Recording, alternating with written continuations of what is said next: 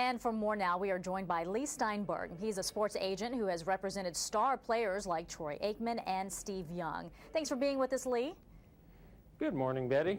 Well, I want to ask you about this extension. Is it basically time to work out yet another extension?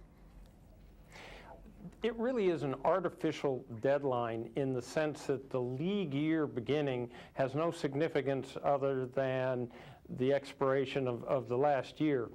What is important is when games are played or when training camp would be missed. And the NFL has a long tradition of never seriously focusing and completing business transactions till the last minute. Think about how the draftees get drafted in April and they don't even negotiate them until July and early August. So they can continue extending this and should continue extending this as long as necessary to get this done. Remember that the NFL is by 2-to-1 the most popular sport in this country, in large part because the game's been played nonstop since 1987.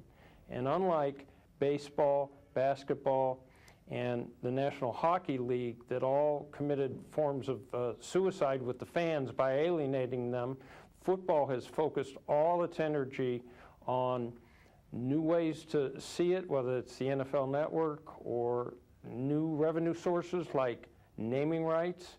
And we're in the midst of a big boom and bonanza financially. Okay, but if there is no decision and we can continue to see extension after extension, realistically, what do you expect to see over the next few hours? I think that they will make an attempt to close the positions, but my guess is there's no way they can get a collective bargaining agreement done another day. So either one of two things will happen.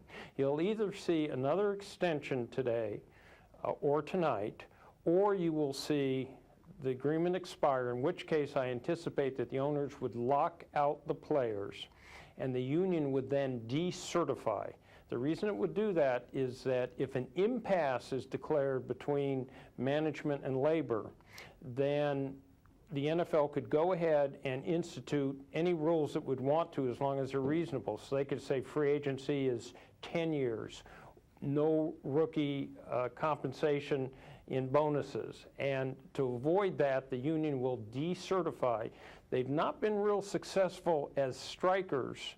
The 87 strike wasn't real successful, but they've been very successful in court, and they won another big verdict 2 days ago with Judge Doty, who told the owners that they couldn't just sit on next year's TV money while the lockout was going on and have all that largesse. Let's talk a little bit more about this talk of decertifying. So if that happens, is it so that they can sue the league for antitrust violations? So how would something like that work? So they decertified in 1987, and it means that there's no mandatory dues checkoff, no mandatory membership, and then there's no one to negotiate. So the labor law will say that management can't just go ahead and institute its own wages, terms, and conditions. What you could see at that point would be a whole series of lawsuits. Individual players can sue, and the NFL players can sue from the standpoint that the lockout is a bad labor practice. Okay, hold that but thought, this is because going to get... let me ask you this. Tom Brady, Peyton Manning, and Drew Brees, some of the biggest stars in the league, would be named as the plaintiffs in that lawsuit, perhaps. Is that something that could possibly hurt them in the long run? As an agent, would you advise your client to do something like that? Well, Reggie White was the person that was the named plaintiff in Freeman McNeil in the last case. It didn't hurt them at all. But here's the point. We need to avoid all of this. Football has been the smart sport. It's by 2-to-1 the most popular sport in this country for a reason. And the reason is we don't, in football, rub all this in the face of fans. All the action tends to be on the field. When I started back in 1975, the two expansion teams that came into the league, which were Seattle and Tampa Bay, had a purchase price of $16.5 million.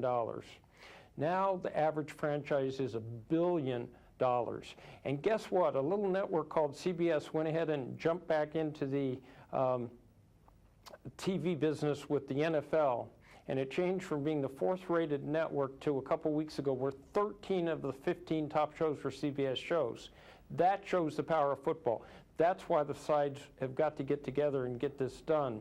The issue of a long-term extending the season to 18 games is not even healthy from the standpoint of players. Why? You'll have too many injuries, you'll have backup players playing, and it won't be real attractive. All right, but at the bottom line in all of this is whether they can come to an agreement. You know a lot of players, you represent players. Are they financially prepared for a work stoppage if that is something that is to occur? What happens in a football contract, Betty, is that all of the money for salary is paid from September to December over that 17-week season. So those payments aren't due to start anyway until September. Some players get signing bonus. But no, the players could not sit and live without compensation for a very long time. But there are players who at this point are going out, for example, and securing loans to make sure that they could make it through the critical times. I don't ever see it playing out that long. This will get solved. They're going to peer into the apocalypse, realize that this sport has got extraordinary largesse and continues to be the most dominant sport.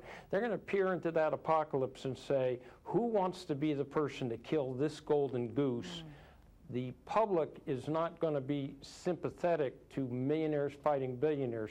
They will get this done, but it may not be tomorrow or the next day or the next day. It may be weeks from now, and it may be in the summer. And very quickly, so you're saying fans should be hopeful that there will be football in the fall?